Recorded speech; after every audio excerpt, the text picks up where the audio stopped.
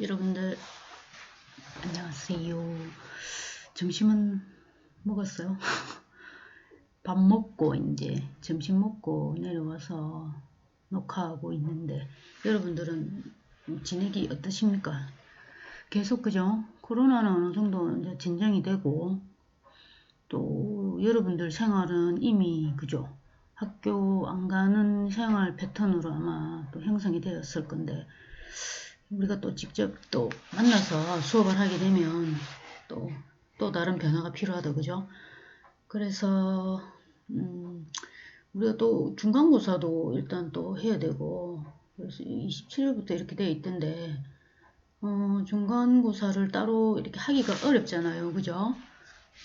그러면은 어떻게 해볼까요? 그래서 중간고사는 여러분들한테 과제물로 하나 대체하고 그걸 중간고사 평가로 하는 게 나을 것 같아요. 그죠? 뭐 이렇게 시험지를 또 그렇게 해가지고 하기에는 좀 그러니까 아마 과제로 대체할 수 있게끔 또 여러분들한테 다시 공지를 할게요. 그리고 그 과제도 우리가 공부하는 중에 좀 필요한 부분들이 있으면 좀 잘된 논문이나 이런 걸 가지고 요약해서 정리하는 수준으로 그래서 그 안에 이제 평가 부분들도 좀 주관적이긴 하지만 그래도 교수자의 평가 부분들이 이제 뭐 점수가 된다고 생각하시면 될 것 같으니까 이 단원에서 요구하는 그 과제물 내주는 그죠 단원들 있죠 챕터 요구하는 부분들이 무엇인지 정확하게 알고 그 과제물 이제 제출하라고 하면 그 중간고사 기간 동안에 여러분들이 제출해서 낼 수 있도록 그렇게 해서 아마 중간고사를 그렇게 평가하는 게 낫지 않을까 싶어요. 그냥 중간고사 없이 뭐 이렇게 기말로 다 이렇게 평가하기는 좀 그렇고 중간중간에 여러분들이 노력이 또 반영이 되면 좋으니까 그렇게 한번 해보도록 좀 일단 그렇게 알고 계시고 27일부터죠 그죠? 일단 또 학교에서 또 다른 연락이 오면 27일까지인가 27분인가 네, 그거는 제가 확인해가지고 조교쌤한테 받은 걸 확인해가지고 중간 27일 해가 중간고사 이렇게 하면 되겠대. 아마 27일부터인 것 같아요. 그죠? 메모를 이상하게 해놨는데 나도 이렇게 하면 안 되죠, 그죠? 자, 그래서 또 중간고사는 따로 대체하고 그 중간고사 기간에 여러분들이 또 중간고사는 1시간으로 일단 그 수업 그걸로 대체가 되는 거고 나머지 우리가 3시수니까 나머지 2, 3교시는 또 수업 녹화한 걸로 강의를 여러분들 들어야 돼요. 그죠? 안 들으면 안 돼요. 그 부분들 잘 알고 계셔야 돼요. 우리도 한 2차 시는 1교시는 뭐 시험을 치고 2차 시, 3차 시는 강의한 그 녹화물을 또 그 업로드 할 테니까 여러분들이 꼭 그거는 놓치지 말고 듣고 그리고 뭐 기간은 뭐 그 올려놓은 대로 여러분들 하시면 될 것 같고 자 이번에는 5장 그리고 우리 뭐지 또 목요일 날이라서 4월 30일이 우리가 휴강하는 날이 있었는데 지금은 굳이 이제 대면 수업이 아니다 보니까 휴 보강 계획서를 넣었는데 반려되어 가지고 그냥 수업 하는 걸로 그죠? 그 내가 녹화해가지고 올려놓으면 여러분들이 그냥 강의 클릭해가 들어가서 들으시면 돼요. 따로 이제 우리가 보강 잡을 필요는 없으니까. 근데 좀 신경질은 난다 그죠? 여러분들. 축제도 못하고 뭐도 못하고 뭐 3학년이니까 좀 3학년은 그럼 마지막이니까 좀 더 또 의미가 있을 거 아니야 그지? 또 뭐지 또 MT도 못 가고 뭐 좀 힘들다 그죠? 조금 기분 전환도 하면서 이 학사 한 학기를 또 이렇게 좀 지내면 여러분들도 힘도 나고 그 에너지 충전도 좀 되면서 또 어떤 의미 있는 시간들을 보낼 수 있는데 그런 것도 아니고. 자, 이 지금 대략 난감한 상황이니까 일단은 뭐 여러분들 그래도 힘내셔야죠. 그죠? 얼굴 안 보니까 얼마나 예뻐졌는지 멋져졌는지 못 봐서 안타깝다. 자, 5장. 좀 이게 낮에 이제 녹화를 하게 되면 좀 생활 소음들이 좀 많아요. 그래서 그 부분들 이렇게 또 그거 하려고 하니까 수업이 다 이제 비대면 수업으로 가니까 녹화할 게 너무 많아가지고 뭐 저녁에 해야 된다, 낮에 뭐 못한다, 이게 안 돼요. 그래서 좀 시끄러운 그런 상황들도 있긴 있는데 내 목소리에 좀 집중해가지고 목소리가 안 좋긴 안 좋더라. 카랑카랑 해야 되는데 그지? 귀 속을 확확 뚫고 들어가야 되는데 그러지 못한 것 같아. 이 데시벨 자체가. 자, 5장에서는 자, 행동의 관찰 부분 이제 측정하는 거 하고, 이게 뭐 앞에 장에서도 직접 관찰하고 우리가 그죠, 간접 관찰 부분들 통해서 봤죠. 그죠? 그 부분들도 조금 떠올리면서 이런 게 있구나. 그리고 여러분들이 뭐 이게 대학원 과정은 아니지만 이런 어떤 관찰, 그 아이들의 어떤 행동 상황을 가지고 수업에 어떻게 반영할 것인지 이런 부분들도 임용 문제에 나오니까 이런 측정하는 거라든지 사례 개념화하는 거니 뭐 이런 부분들을 좀 더 자기 거화해서 공부를 좀 하면 좋겠어요. 그렇게 해야지 요즘은 뭐 문제들이 어떤 단편적인 지식을 요구하는 건 아니잖아요. 그죠? 전체적으로 실제 현장에서의 적용 부분들을 어떻게 할 것인가 굉장히 좀 추상적이고 바운더리가 크죠. 그죠? 그래서 그런 부분들이 점수로 연결되면 굉장히 큰 점수가 되니까 그런 부분 좀 여러분들 좀 신경을 써서 좀 보시면 좋을 것 같아요. 그래서 목차는 여러분들 여기 보이듯이 행동의 형성적 관찰. 뭐 형성적 관찰이라 하면 우리 형성평가할 때 여러분들 기억나요? 어떻게 한다고 했죠? 기억나지, 그지? 어떻게 해? 그지? 키워 얘기해봐. 어떻게 해? 그죠? 정기적으로, 직접 관찰해야 된다 했죠. 그죠? 그래서, 우리가 어떤, 뭐, 이렇게 관찰 그래프를 보고 딱, 평가하는 때 보면은 프리포스트 해가지고 전후로 이렇게 그 하는 경우도 있고, 아니면 행동 중재 부분들이 들어가서 끝까지 이 전체를 우리가 확인할 수 있어야 돼. 이 행동의 형성 직접 관찰이, 해당이 되어요. 근데 이제 뭐, 시작할 때 하고 끝날 때 이렇게 평가를 하면은 중간에 어떤 전체적인 부분들을 못 보기 때문에 어떤 자료의 정확성이라든지 자료가 주는 데이터들이 오히려 그런 이제 우리가 중재 부분들에 효과가 있나 없나 이 부분들을 오판할 수도 있는 거지. 잘못 평가할 수도 있는 거예요. 그래서 직접 관찰이 왜 필요한지, 그리고 측정 단위와 자료 요약 방법, 그죠? 여러분들 교재에 나와 있는 거 이걸 갖다가 표로 만들어 가지고 다 사용하시면 돼요. 네, 표 만들기 힘든데, 표 만들기 사실 힘들죠, 그죠? 어떤 부분이 들어가야 되고, 어떤 형식으로 만들어져야 되고, 이게 뭐, 이렇게 표해가 그리기가 참 쉽지는 않아요. 그래서 뭐, 여러분들이 뭐, 쉽지 않은데 어떻게 해, 그지? 할 수 있는 거 가지고 하면 된다는 거죠. 그래서 다양한 이제 그 관찰지라든지 방법적인 부분들이 제시되어 있으니까 그걸 가지고 여러분들이 뭐 실습이나 뭐 실습은 그 학교에 이제 양식들이 있으니까 실습은 이 학생들 아니지. 이 또 4학년 학생 한 사람이 있던데 이름이 갑자기 생각이 안 나네. 혜진강? 예진강? 그래서 그런 친구들 같은 경우에는 뭐 학교에서도 주는 이제 양식들이 있으니까 그렇게 하면 되는데 나머지 이제 뭐 열린 학교라든지 우리가 뭐 이렇게 방학 때 이런 여러분들 이렇게 가서 그 교육봉사하고 이런 부분들은 이런 것 가지고 조금 사용을 해볼 수도 있어요. 단편적으로도 이렇게 한번 사용을 해보고 그래서 전체 가지고 우리가 이제 뭐 기능 평가를 해보고 뭐 어떤 뭐 목표 행동을 잡아서 조작적 정의를 하고 이런 부분들을 통해서 내가 어떻게 한번 관찰을 할 것인지 직접 관찰 방법 중에서 이 방법을 쓰면은 뭐 ABC를 쓸 건지 일화기록을 쓸 건지 그죠? 맞죠? 그렇게 해서 여러분들이 하나하나씩 한번 실제로 해보는 게 제일 중요해요.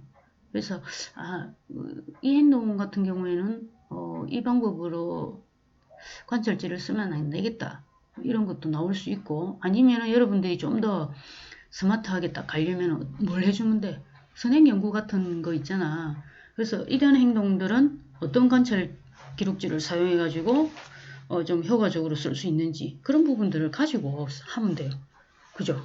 그러지 못한 친구들도 있지. 나는 직접 해봐야 돼. 그리고 시행착오를 다 거쳐서 그 과정들을 다 거쳐야지 나는 내가 오케이 할 수 있어. 이런 친구는 또 어쩔 수 없지, 그지? 그렇게 해보면 되는 거지.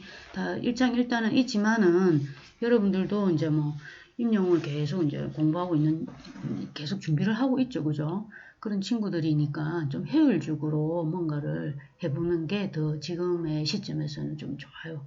그리고 이제 학교에 이제 임용이 되어서 교사로 가서 아이들의 어떤 행동 부분들이라든지 이런 부분들을 좀 다양한 연구법을 사용해가지고 좀 해봐도 되고, 그리고 여기 세 번째는 관찰 방법의 종류들 많지.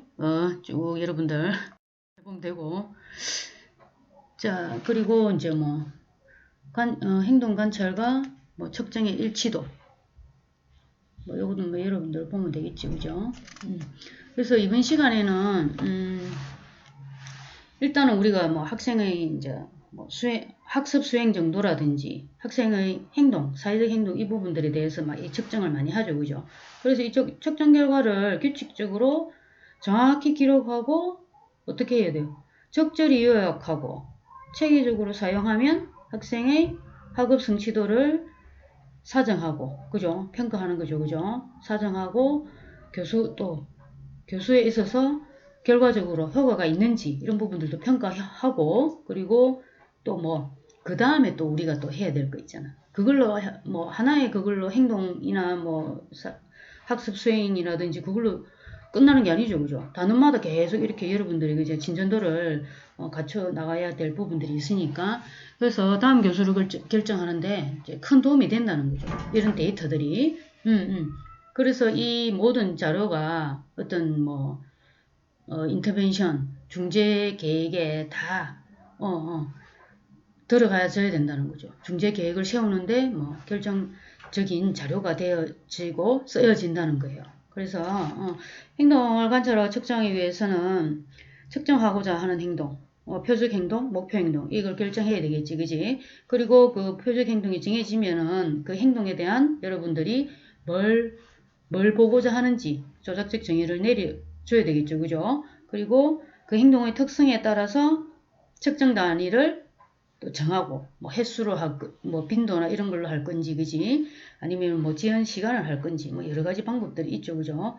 그 단위를 뭐 100분율로 또 해가지고 100분율로 이제 우리가 제시를 할 건지 이런 부분들이 있어요. 그리고 이제 행동을 관찰하고 기록할 방법을 이제 선정하고 이렇게 해서 이제 쭉 이제 행동을 관찰하고 이제 측정하기 위해서는 이런 과정들이 이제 필요하다는 얘기예요.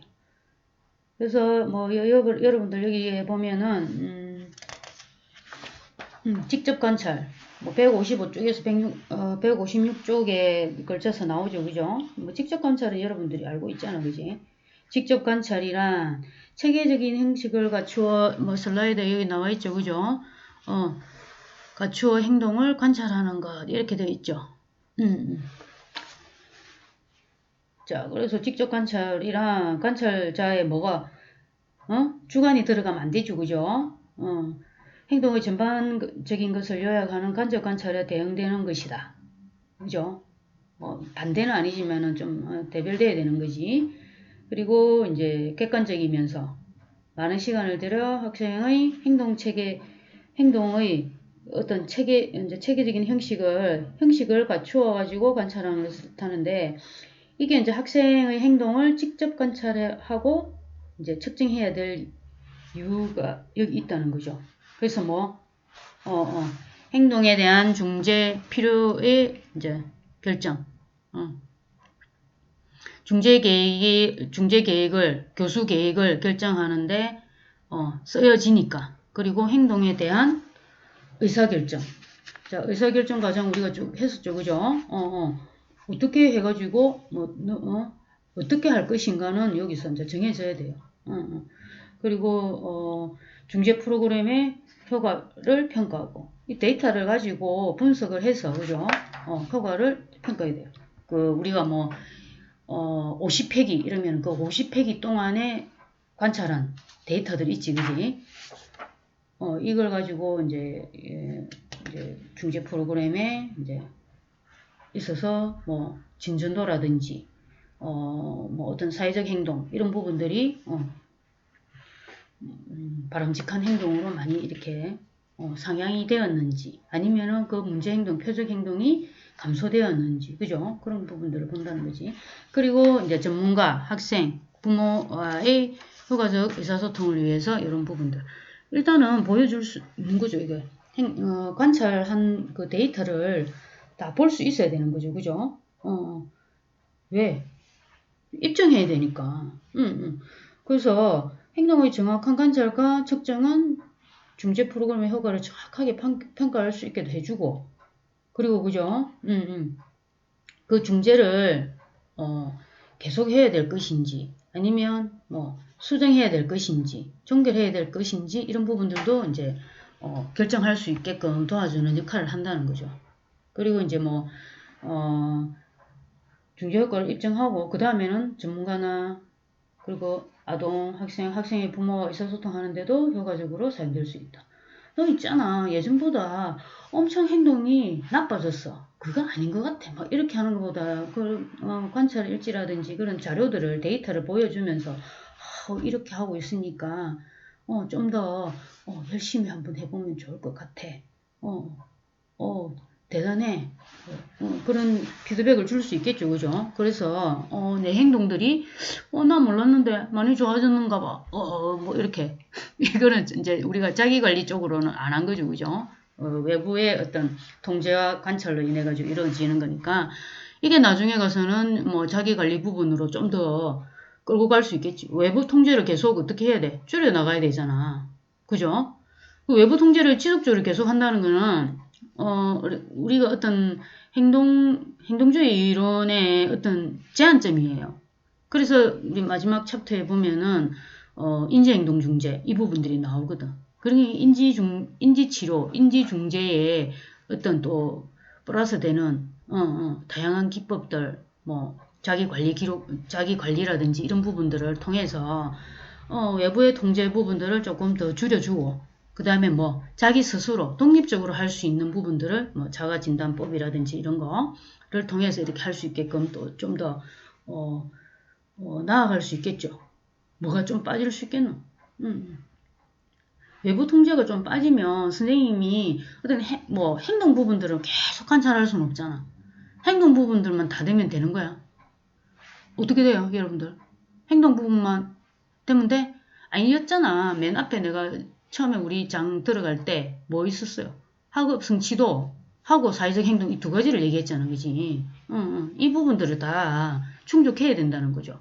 그래서 외부적 이런 통제 부분들을 선생님이 계속 이렇게 어떤 뭐 문제 행동을 관찰하고 표적 행동을 만들어 놨다면 그 표적 행동이 뭐 정반응, 오반응을 관찰하고 계속 이런 식으로 가지지는 못한다는 거죠. 그죠? 만약에 우리가 이렇게 종결을 하면은 종결하고 나서 그 부분들을 교사가 아닌 외부 통제가 아닌 자기 관리로 갈 수 있게끔 학생 스스로가 이렇게 할 수 있게끔 뭐 자가 진단할 수 있게끔 책상에 이렇게 붙여준다든지 그런 부분들을 통해서 좀 더 그 학생의 아동의 어떻게 보면은 학습적인 부분들을 좀 더 충원해 줄 수 있는 그런 쪽으로 가질 수도 있다는 거죠. 가집니다. 그래서 인지행동 중재에서 보면은 자기 관리 부분들을 좀 막 이렇게 제시해 놓고 있어요. 그게 필요해요. 그죠? 계속 외부로부터, 그럼 외부의 환경이 계속 바뀔 때마다 우리가 학생들이, 그지? 아이들이, 일관성 있게 뭔가 하기 힘들잖아. 외부 통제로부터 계속 뭔가, 그 관리가 된다 하면, 그지? 그 부분들이 결국은 가져야 된다는 거죠.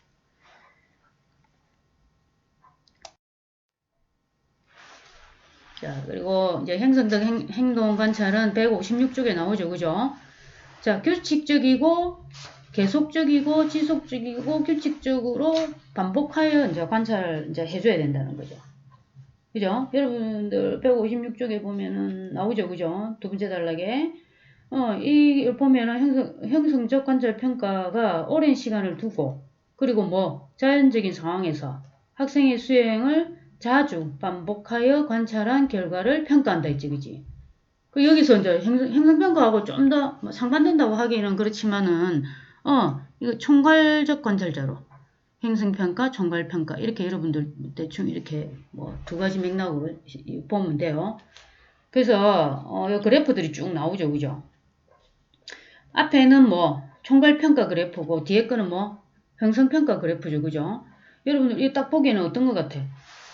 총괄평가 그래프에서 민수 보니까는, 뭐야? 반응이 없네. 헐. 이러면 뭐 중재가 잘못된 거죠, 그죠? 근데 뭐, 영철이는 슉 올라갔지. 그 하은이도 축 올라가고, 그죠? 근데 이게 총괄평가 같은 경우에는 일정 간격을 두고 학생의 수행을 일정 간격 전후로 두 번 측정하는, 두 번 어떻게 한다고? 비교 측정한다고 했어요. 그러면은, 시작할 때 하고 거의 한 10주 정도 됐을 때 하고 이렇게 해보니까 헐 이래 됐지. 영철이하고 하은이도 그지? 하은이는 뭐 괜찮아요, 그죠? 근데 여기서 이제 이렇게 맹점이 나타나는 게 뭐냐면은 형성평가를 여러분 한번 보세요. 157쪽에 보면 5-4부터 시작해서 이쪽 민수, 영철이, 하은이, 그지? 근데 여러분들 이거 보니까 또 어떤 것 같아? 총괄평가로 해가지고 우리가 뭔가를 데이터를 뭐 그 데이터를 갖다가 데이터가 뭔가 믿을 만한 거다? 아닌 것 같죠, 그죠? 형성평가 같은 경우에는 어때요? 민수 굉장히 좋았어요, 그죠? 처음부터 시작해가지고 쫙 올라갔죠. 오히려 하은이 같은 경우에는 계속 구조차 지수 그냥 그대로 되다가 겨우 10주 차에 이제 행동 뭐 대체 행동이라든지 바람직한 행동 반응이 나타난 거지, 그지? 그렇다면은 민수 같은 경우에는 10주 차에 뭔가 중재하는 데 있어가지고 뭐 변인이 발생을 한 거죠, 그죠? 그 변인만 찾으면 이게 또 어떤 효과적인 부분, 결과적인 부분에 좋은 반응을 보일 수 있게끔 할 수 있는데 일단 총괄평가하고 형성평가 두 개를 딱 비교해 보니까 형성평가가 우리가 전체 부분을 우리가 계속적이고 규칙적이고 반복하여 관찰하는 부분들이 총괄평가 이 하나로 뭔가를 할 수가 없다. 그러니까 우리가 형성평가 이 부분들을 왜 정기적으로 직접 관찰해가지고 평가해야 되느냐. 규칙적으로, 그죠? 정기적으로, 규칙적으로 해야 되느냐. 이 부분들 얘기를 하고 있죠. 전체적으로 이렇게 중재효과에 대한 정확한 이런 결정을 내리기 위해서는 어떤 중재가 적용되는 전체 과정에 자료가 있어야 된다는 거죠. 총괄평가 이 부분들이 형성평가가 이렇게 맞닥뜨리가 부합되면 괜찮은데 만약에 민수처럼 이런 상황이 생기면은 이걸로 뭔가를 우리가 데이터를 제공하기는 어렵다. 그리고 데이터를 제공하기도 어렵지는 또 뭐라고 할 수 있겠습니까? 중재가 실패했다고 볼 수도 있겠죠, 그죠? 그런 것도 우리가 알 수 있지. 그래서 그냥 이게 자료가 총괄평가 자료만 있으면 주세요 뭐 이렇게 하는 사람은 굉장히 뭔가 이렇게 관찰에 대한 기본이 안 돼 있는 거예요. 여러분들 그렇게 할 수 있겠지, 그지? 뭐 선생님이 형성평가가 필요하지 않아요? 뭐 이렇게 얘기해 볼 수도 있다는 거죠, 그죠? 뭐 총괄평가도 중요하지만 형성평가는 우리가 뭐 이렇게 총괄평가로 뭔가 단편적으로 그렇게 뭐 할 수가 없어요. 뭐 이렇게 얘기해 주면 굉장히 이 좀 사람 뭐 좀 아는갑다 이렇게 할 수도 있겠지, 그지? 여러분들 알고 있어요, 그죠? 자, 슬라이드 보면 행동에 이제 어떤 측정하는 데 있어서 단위들이 이제 나와요. 행동의 측정 단위와 자료 요약 방법. 일단은 측정하는 거는 여러분들이 어떻게든 뭐 영상을 찍어서 그걸 가지고 그 부분에서 여러분들이 원하는 부분에서 직접적인 측정을 할 수는 있어요. 근데 그걸 갖다가 어떻게 이제 자료를 요약할 것인지 이런 부분들도 여러분들이 잘 알아야 되겠지, 그지? 그래서 자료 요약 부분들하고 여러분들하고 한번 158쪽 한번 봅시다. 자, 행동의 측정. 행동 측정 단위하고 자료 요약 방법. 행동 측정은 여러분들이 뭐라고 했어요? 어떤 행동을 일련의 규칙에 따라서, 그지? 체계적이고 객관적으로, 그지? 뭐 해놓은 거. 수량화 시켜놓은 거. 수량화 시켜놨다는 거는 여러분들이 턱 눈으로 봤을 때, 쉽게 알아볼 수 있어야 된다는 거죠. 그래서 시각적으로 또 분석해 놓은 게 뭐야? 나중에 그래프 나오지, 그지? 그래서 수량화 해 놓은 것이에요. 그럼 수량화 하기 위해서 어떤 요약 방법이 또 필요한지도 우리가 알아야 되겠지? 행동의 측정을 일단 편하게, 용이하게 하려면 행동의 하면 조작 측정이, 그죠? 내가 보고자 하는 부분들을 딱 기술을 해놔야 돼요. 행동이, 손가락 깨물기 하면은 손가락이 입에 들어가서, 이렇게, 손가락이 밖에 나오는 시점까지, 그렇게 만든다든지, 다양하게 많겠죠? 그게 문제 있는 부분들이. 그리고 어떤 차원의 조작 측정을 하느냐에 따라서, 다양한 방법으로 관찰하고 추정하고 요약할 수 있다고 합니다. 자, 요거는 여러분들 몫이지, 그지? 그리고 여러분들이 이 부분들을 좀 더 수월하게 할 수 있으려면은, 증거 기반에 입각한 연구들을 봐야 돼요, 연구들에서, 이렇게 하니까, 자료, 데이터, 직접 관찰한 이런 자료들을, 단위를 어떻게 쓰고, 또 어떤 행동들을 그렇게 측정해서 단위로 만들어 놓았는지, 그리고, 단위는 또, 이게 우리가 그냥 20번 중에 한 번, 5번 중에 한 번, 이러면 한 번 이렇게 하면은 비슷한 것 같죠, 그죠? 한 번이니까 똑같이 나오잖아. 근데 그 기준에서 20번이 5번인지 이 부분들이 어떤 우리가 측정 단위로 제시가 안 되면 알 수가 없다는 거죠. 그래서 5번 중에 한 번, 이렇게 20번 중에 한 번, 이게 어떤 비율이라든지 이제 퍼센테이지로 하면은 굉장히 별로 차이 안 나는 것 같지만은 이제 백분율의 어떤 맹점들도 뒤에 가면 얘기를 하고 있는데, 일단은 그런 부분에서 우리가 그 한 번이라는 부분에 대한 기준이라든지 이런 부분들이 정확히 있어야 된다는 거죠. 자, 그래서 횟수와 빈도 있고 측정 단위가 시간의 길이. 자, 여기 시간의 길이 같은 경우에 여러분들 이렇게 행동 시작부터 끝날 때까지, 그지? 지속 시간. 아까 손가락을 깨무는 장면들, 그 상황들 얘기했죠, 그죠? 아니면은 또 시간 부분은 지속 시간하고 지연 시간이 있어요. 자, 선행 사건으로부터 행동의 시작까지 걸리는 이제 지연 시간. 여기 이제 좀 다르지, 그지? 그래서 행동이 시작된 것부터 여기는 행동이 이제 시작하기 여기 선행 사건이 선생님이 선행 사건이 이제 과제 수행으로 됐다 하면은 그 과제를 수행하는데 얼마만큼의 시간이 걸리는 그까지 걸리는 지연 시간. 요 부분들을 이제 이렇게 측정할 수도 있다는 거죠. 그리고 행동의 강도를 직접 측정하는 경우, 데시벨, 소리 지르는 거. 그리고 길이의 단위, 센티미터, 미터, 킬로미터, 그런 무게의 단위 이렇게 하는 거, 센티미터 이런 경우에는 이제 행동 부분들을 자기가 앉은 의자에서 자리를 이탈할 때 몇 미터, 이건 또 시간이 될 수도 있고, 그죠? 시간이 좀 맞겠지, 그지? 그리고 주변에 이렇게 학용품 같은 거 있잖아. 책상 위에 있어야 될 학용품들이 밑에 다 떨어져가지고 계속 이제 수업이 이제 안 되고 이런 경우도 있겠지. 그런 이제 행동들까지. 자기 관리, 이런 부분들 안 되는 것까지. 그런 반경들을 또 센티미터로 이렇게 할 수도 있고, 그죠? 그리고 평가 척도의 측정, 정석반 측정에 주로 이제 척도 부분들을 사용해가지고 이제 할 수가 있다는 거죠. 그래서 요거는 여러분들이 또, 뒤에 이제 되게, 횟수 빈도 뭐 요 부분들로만 이제 설명을 하는 게 어디 나와 있어요? 158쪽에 나와 있어요. 그죠? 이거는 여러분들 한번 쭉 보시면 될 것 같아요. 같이 봐도 되고. 자, 여기 보면 횟수와 빈도는 행동이나 사건이 일어난 횟수를 개수 플러스 하는 거죠. 그지? 그래서 빈도로 행동을 측정하는 경우에는 관찰할 행동이 뭐 시작과 끝이 분명해야 된다고 했죠. 그죠? 그리고 행동의 발생 여부를 구별할 수 있어야 되고, 그리고 관찰 시간이 매번 일정하거나 반응할 기회의 수가 일정하게 정해진 경우에는 행동을 빈도로 측정하는 것이 좋다.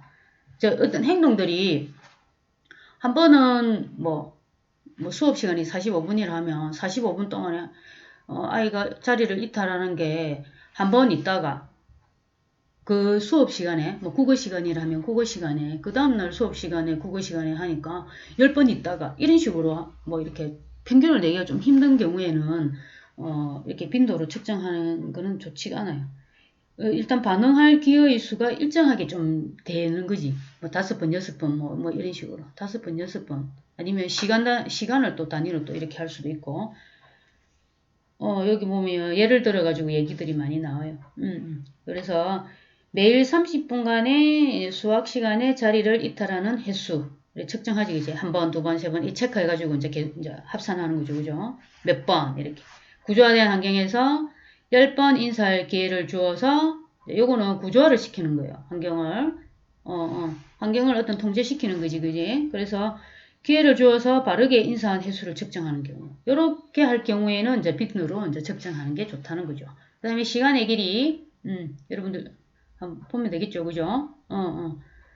자, 지속시간하고 지연시간 이 두 가지로 이제 구분한다고 했죠. 그죠? 그리고 행동의 강도, 그 다음에 이제 뭐, 척도 부분. 척도 부분은 뭐 오전부터 막 이렇게 막 되어 있잖아. 그지? 주로 이제 척도 부분들은 여러분들이 만들 수도 있고, 아니면 만들어진 척도를 사용할 수도 있어요. 그래서 이제 이런 이제 척도 부분들을 사용할 때는, 그 척도상의 각 점수가 의미하는 것이 무엇인지, 기술을 해줘야 돼요. 뭐, 규칙 위반하면은, 규칙 위반에 대한, 부분들을 이제 기술해줘야 되는 거지. 이 아이의 이제 행동 특성들, 그죠? 자, 그렇게 해서 뭐, 이런 부분들을, 사용할 수 있다는 거죠. 그리고 여러분, 다음에는 이제 요약 부분. 자, 측정된 행동의 요약 방법. 자, 행동의 직접적인 측정 단위로 이제 요약을 하는데 뭐 횟수, 시간의 길이, 거리 단위, 무게 단위, 강도 뭐 단위 등 뭐 이렇게 뭐 어떤 그 자체로도 행동의 요약을 이제 나타낼 수는 있어요. 그래서 각 측정 단위의 합으로 표현하거나 평균값으로 뭐 표현할 수도 있고, 평균 내지 그지 여러분들이. 하루 종일의 어떤 뭐 문제 행동들을 뭐 그렇게 할 수도 있고, 아니면은 꼭 그 시간에 문제 행동이 많이 일어난다는 기능 평가를 했을 때 많이 일어난다면은 그 시간에 관련해 가지고 몇 주를 갖다가 이렇게 쭉 해가지고 그죠? 한 주, 두 주, 세 주 뭐 이렇게 기간을 만들어서 그렇게 해도 되겠죠, 그죠?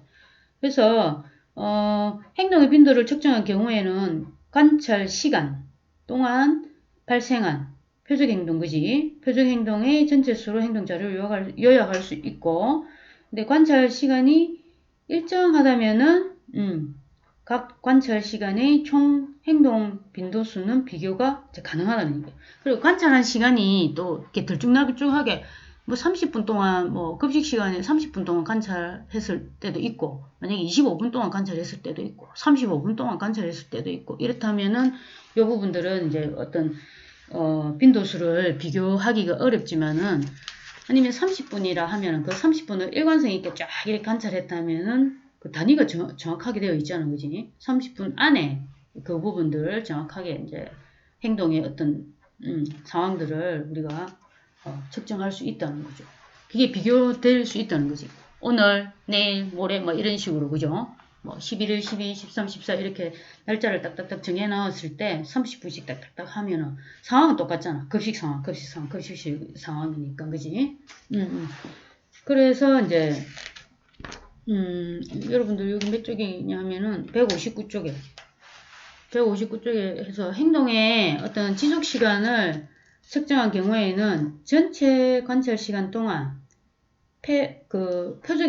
목표 행동 있죠, 그죠? 표적 행동의 각 지속 시간을 합하여 누적된 지속 시간으로 나타낼 수도 있다고 얘기했어요. 그 시간을 행동의 수로 나누어서 행동이 한 번 일어날 때 걸리는 평균 시간으로도 나타낼 수도 있고, 다양하게 이제 산출을 할 수 있다는 거죠. 데이터를 단위를 다르게 이렇게 할 수 있어요. 근데 단위를 한번 뭐 이렇게 빈도수로 딱 해놓은 거 말고 또 이걸 백분율로 또 표를 만들어 가지고 환산을 해 놓으면 또 다르고, 그 백분율을 가지고 나중에 우리가 아주 쉽게 볼 수 있는 시각적인 부분 있죠, 그죠? 그래프라든지 그런 걸로 제시를 해 놓으면 그게 어떤 중재의 어떤 결과들, 효과들 이런 부분들을 정확하게 이렇게 볼 수가 있어요. 좀 더 나아가서는 통계 자료를 이용해 가지고 또 통계를 내어서 그 통계치에서 바로 유의미한 값으로 나오면은 그 중재 계획이 뭐 성공한 케이스다, 뭐 이렇게 볼 수도 있겠죠, 그죠? 그래서 여러분들이 보고 이걸 좀 많이 해봐야 되는데, 일단은 여러분들이 많이 할 시간이 별로 없지 싶어요. 그래서 딱 할 시간이 많이 없을 때는 제일 좋은 방법이 뭐냐면은 선행 연구를 많이 보면 돼. 행동 중에서도 표적 행동이 여러분들이 막 이렇게 주로 보고 뭐 관심 있어 하는 행동들 뭐 있을 거 아니야, 그지? 그럼 그거 딱 쳐가지고 리스트 포유 위치가 들어가가지고 확인해가지고 봐도 되거든.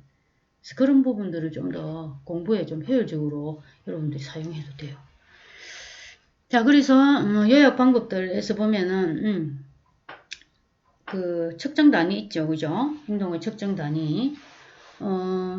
여기에서는 뭐 단위의 합이라든지 평균값으로 나타낼 수 있다 있지, 그지? 그래서 뭐 평균값, 뭐 지속시간, 지연시간 이런 것도, 그죠? 자, 그리고 그 다음에 이제 비율. 자, 정해진 시간 안에 발생한 행동의 수를 시간으로 나누어 가지고 단위 시간당 나타나는 행동의 빈도율로는 비율이죠, 그죠? 이 비율이란 이제 전체 회계에 걸쳐서 매 회기마다 관찰한 시간이 다를 때 행동의 양을 일정한 척도로 바꾸어 줄 수 있는 장점이 있는 거예요.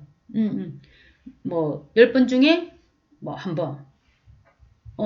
선생님이 10번 정도 뭐 제시를 했을 때 한 번 정도 정반응. 그게 3회 연속 뭐 이런 식으로 이제 그걸 만드는 거죠.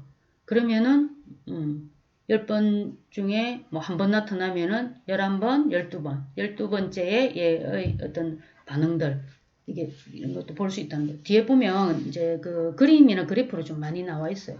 그래서 그거는 보면서 얘기하는 게 제일 쉬워요. 이렇게 얘기하는 것보다.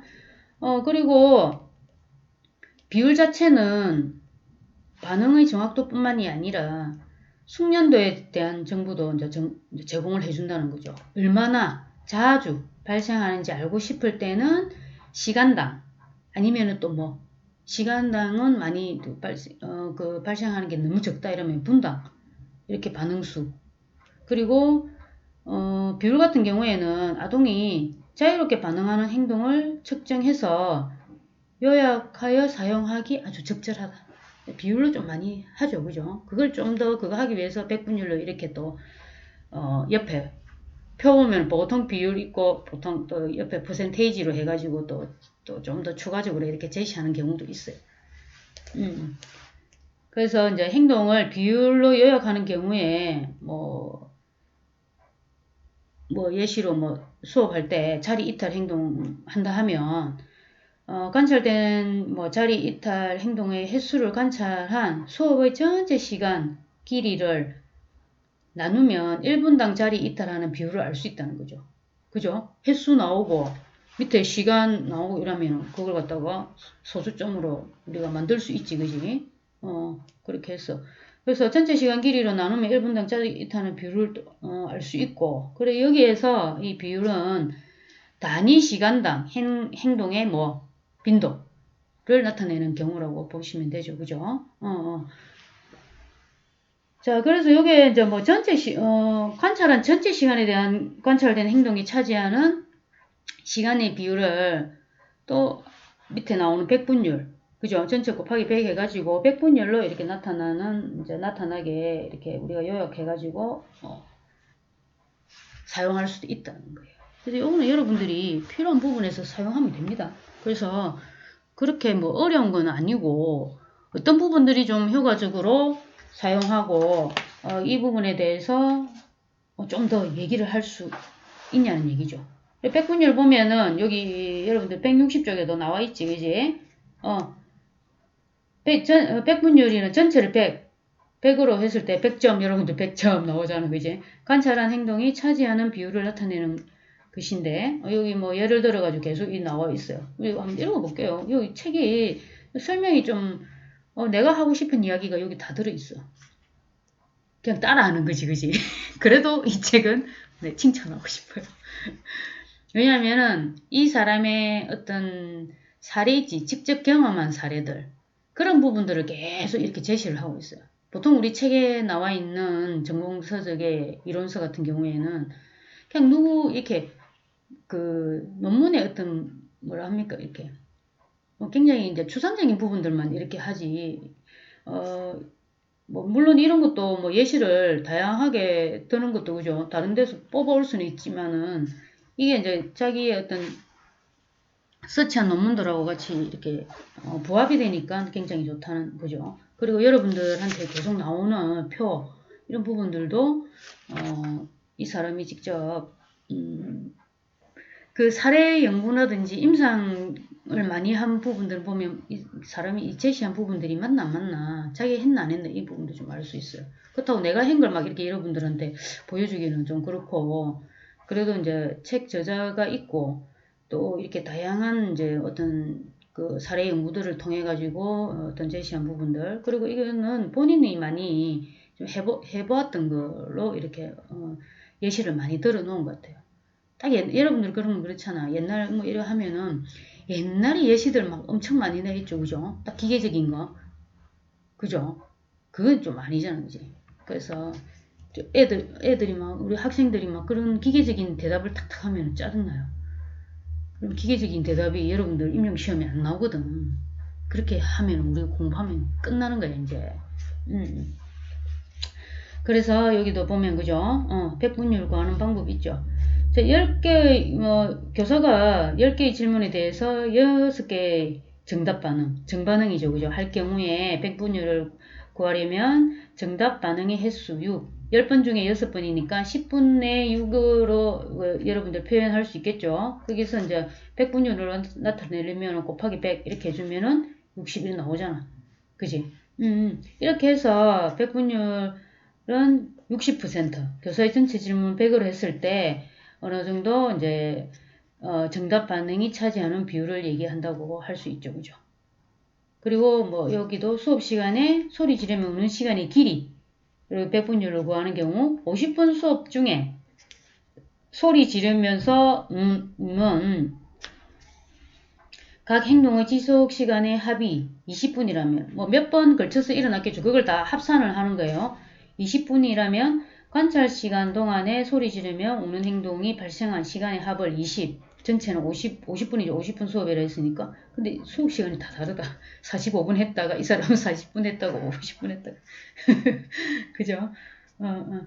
그래서 그거는 뭐 그냥 중요한 게 아니지, 그지? 뭐 50분이면 50분을 뭐 기본 단위로 하는 거지. 그래서 20분.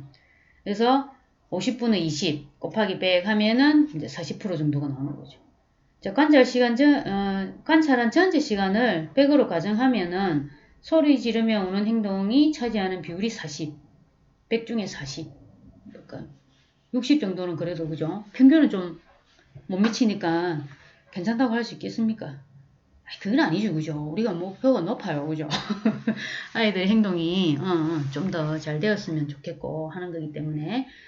자, 그래서 이제 백분율의 어떤 맹점들도 아까 얘기를 했죠, 그죠? 여기 보면 뭐 어떤 백분율에 관련된 비율로 계산하면은 별 차이는 없지만은 이게 한번 봐봐요. 자, 5번의 기회가 있었는데 한 번에 행동하고 20번의 기회가 있었는데 한 번의 행동. 이렇게 하면 5번의 기회가 있었을 때는 한 번의 행동이 몇 프로가 되죠? 한 20%가 되죠. 그죠? 그리고 20번의 행동, 기회가 있었는데 한 번의 행동을 하면 5%가 되는데 그냥 퍼센테이지로 따지면은 그렇게 많이 차이가 나는 것 같지는 않아 보이죠. 이런 부분들이 약간 맹점이 될 수 있다는 거지. 5번 중에 한 번, 20번 중에 한 번, 여러분들 5번 중에 한 번, 20번 중에 한 번 이렇게 해보면 어떤 것 같아요? 굉장히 차이가 많이 나는 거잖아. 20번 중에 한 번이라면 거의 안 한 거하고 똑같잖아. 그렇지? 이 부분, 이런 부분들이 조금 어떤 이렇게 뭐라 해야 되나? 그죠? 백분율은 이제 퍼센테이지로 나타나니까 100으로 보니까 더 이렇게 민감하게 이렇게 우리가 센스티브하게 좀 이렇게 서치가 안 되는 부분들이 좀 맹점이기도 하다는 얘기예요. 그래서 이런 부분들은 굳이 우리가 백분율로 할 필요는 없어요. 만약에 우리가 어떤 행동 부분들을 강조하고 아니면은 기회를 줬는데 행동 부분이 발생한 부분들이 적음을 이제 표현을 하려면은 그 데이터로 우리가 쓰려면은 뭐 굳이 백분율은 왜냐면은 그 행동에 대해서 발생한 부분들을 좀 알기 쉽게 눈에 보기 좋게 이렇게 하는 건데 이 뭐 어떤 좀 센시티브한 부분들까지 뭔가 자료를 민감하게 보여줄 수 없다 하면은 굳이 이걸 안 해도 되거든. 요거 그냥 행동 빈도로 그냥 그렇게 해놔도 상관없습니다. 다음 시간에 여러분들하고 7주차 2교시에 직접 관찰의 방법 비교 이 부분들을 좀 살펴보기로 하고 오늘은 여기까지 하고 마치겠습니다. 수고 많으셨어요.